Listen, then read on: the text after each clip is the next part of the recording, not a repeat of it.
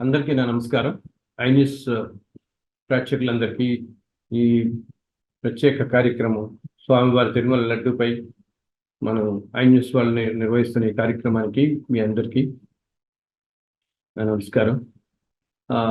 దురదృష్టం ఏంటంటే మనకి 2 రోజుల నుంచి తిరుమల లడ్డు గురించి రకరకాలన్నీ వింటున్నాం మనం. దాంట్లో యానిమల్ ఫ్యాట్ కనపడిందని ఏదో ల్యాబ్ రిపోర్ట్స్లో ఈ మధ్య వింటున్నాం.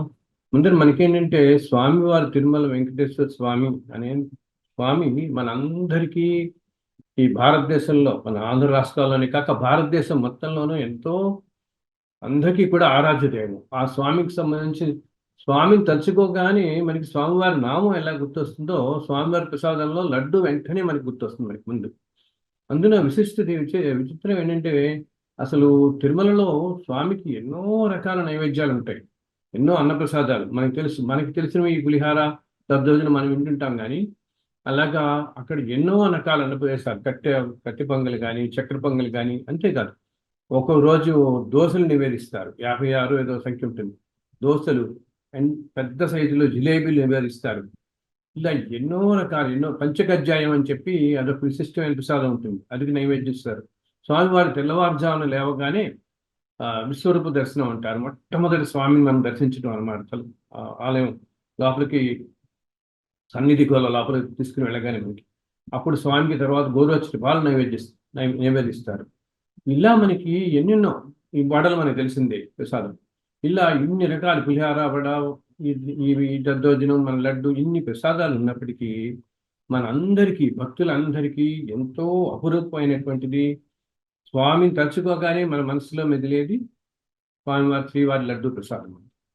లడ్డు ప్రసాదాన్ని మనం ఎంతో అపురూపంగా వెళ్ళిన ప్రతి భక్తుడు, తిరుమల వెళ్ళిన ప్రతి భక్తుడు తాను తీసుకోవడం కాకుండా ఎంతో అపురూపంగా వాళ్ళ ఇంటికి తీసుకెళ్తారు, వాళ్ళ బంధువులందరికీ పంచుకుంటారు. మనం ఎంతో అపురూపంగా, అసలు అన్నమయ్య కీర్తనలో అంటాడు, ప్రసాదం అంటేనే స్వామివారి ప్రసాదం స్వీకరించినటువంటి సర్వరోగాలను నివారిస్తుంది అని చెప్పి. చిన్న ముక్క, అందులో ఇంక వేరే దేశాల నుంచి వచ్చేవాళ్ళు, అమెరికా నుంచి ఇట్లా వచ్చే మన వాళ్ళందరూ భక్తులు చక్కగా లడ్డూలు తీసుకెళ్ళి ఒక నెల రోజులు పెట్టుకుని వాళ్ళ ఇళ్లలో అప్పుడప్పుడు కొద్ది తీసుకుని, ఏదైనా శుభకార్యాలు అప్పుడు కొద్ది తీసుకుని చేస్తుంటారు. అంత విశిష్టత అనమాట. అసలు విచిత్రం ఏంటంటే ఆలోచిస్తే ఈ ప్రసాదాలు తిరుమలలో ఎన్నో స్వామివారు ఎన్నో కోట్ల సంవత్సరాల నుంచి తిరుమలపై, ఆ కొండలపై వెలిసిన అద్భుతమైన మూర్తి. ఈ సృష్టి మొత్తానికి మూల కారణమైన పురుషోత్తముడే అక్కడ వెలిసి ఉన్నాడు మనకి, మనందరి కోసం. కలియుగంలో మనందరినీ మన కష్టాల నుంచి రక్షించడానికి వెలిసి ఉన్నాడు. సో మొట్టమొదటి నుంచి స్వామికి ఎన్నో రకాల నివేదనలు చేస్తూ వచ్చారు. పాతకాలంలోనే ఎన్నో దిట్టం అని చెప్పి వాళ్ళకి అన్నింటిలో అక్కడ జరగాల్సిన విధి విధానాలు అన్నీ కూడా రాయటం జరిగింది. దాంట్లో అన్నీ ఏ ఏ సమయాల్లో స్వామివారికి, ఉదయం సుప్రభాతం సమయంలో, మధ్యాహ్నము, రాత్రి వేళ, సాయంత్రం వేళ, మళ్ళీ రాత్రి పౌళింపు సేవలు, ఎప్పుడెప్పుడు ఏ నైవేద్యాలు ఎప్పుడు పెట్టాలి.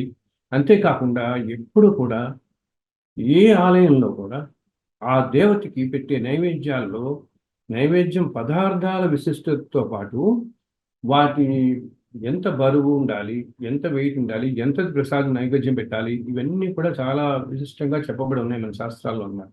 దాని ప్రకారమే అన్ని ఆలయాల్లో సాగుతుంటుంది. మన తిరుమల ఆలయంలో కూడా ఇలా ఈ ఆచారం ఎన్నో సంవత్సరాలుగా వస్తూ, ప్రసాదాల కోసం అని చెప్పి రాజులు కొంతమంది కొన్ని గ్రామాలని మాన్యాలుగా ఇచ్చిన వాళ్ళు ఉన్నారు అక్కడ అర్చకులకి, నైవేద్యాల కోసం అని చెప్పేసి ఎన్నో శాసనాల్లో కూడా చెప్పబడి ఉంటుంది మనకి. సో ఇలా వస్తుంటే చాలా కాలం దాకా మనకి అసలు చెప్పడం అనేది, లడ్డు ప్రసాదం అనేది మొట్టమొదటి కాలంలో లేదు. బూందీ ప్రసాదం ఇచ్చేవాడు, తీపి బూందీ ప్రసాదంగా ఇచ్చేవాడు. ఇది తర్వాత కాలంలో కొంతమంది 1715లో వచ్చిందంటారు, కొంతమంది ఒక 100-150 సంవత్సరాల క్రితమే ప్రవేశపెట్టిందంటారు. ఏదైనా కూడా మొట్టమొదటిలో వడా ప్రసాదం ఉంది, పులిహార, దద్దోజనం, ఇలాగా ఈ తీపి బూందీ ప్రసాదం ఉంది. తర్వాత ఈ లడ్డు ప్రసాదం కూడా మనకి వచ్చిందనమాట. ఇది తిరుమల లడ్డూలో ఎప్పుడూ కూడా భగవంతుడికి మనం నివేదించబడిన ఏ పదార్థానికైనా ఎంతో శక్తి వస్తుంది. స్వామివారికి తిరుమల స్వామివారికి నివేదించిన ప్రసాదానికి ఎంతో శక్తి వస్తుంది. ఆ ప్రసాదం తీసుకున్న మనందరి భక్తులకి, మనందరికీ కూడా మనకి ఎంతో తేజస్సు కలిగి మనకున్న అనారోగ్యాలన్నీ తొలగిపోయి మనకి ఎంతో నూతన ఉత్తేజవంతి వస్తుంది అనమాట. లడ్డూకి అంత ప్రాముఖ్యత ఉంది. ఏ ప్రసాదానికైనా ఉంది. తిరుమల అనగానే మనకి లడ్డు, బాలాజీ అనగానే, వెంకటేశ్వర అనగానే స్వామివారు, వెంకటేశ్వర స్వామివారు, శేషాచలపతి, ఇలా ఏ పేరు తలుచుకుని గోవింద అని ఒక్కసారి మనం స్వామిని తెచ్చుకోగానే మనకి లడ్డు ప్రసాదమే గుర్తు. ఎవరన్నా తిరుపతి వెళ్ళొచ్చారంటే మనం ఫస్ట్ అడుగుతాం, లడ్డు తెచ్చారా అని అడుగుతాం. అంత మనందరి జీవితాలతోనూ నిత్యం పరివేసుకొని పోయినటువంటి అంతటి ప్రాముఖ్యమైన ప్రసాదం అనమాట.